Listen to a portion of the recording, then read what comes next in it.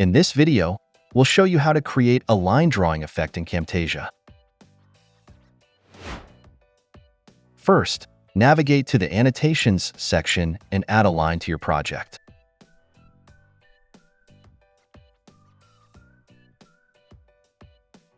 From the Properties panel, you can customize the line by adjusting the style, color, and thickness to match your desired look.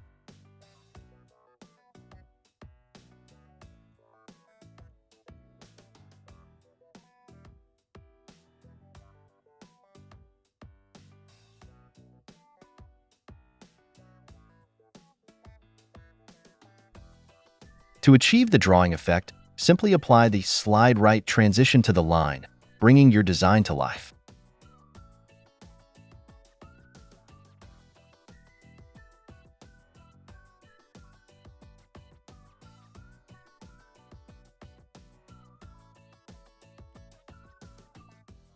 That's it.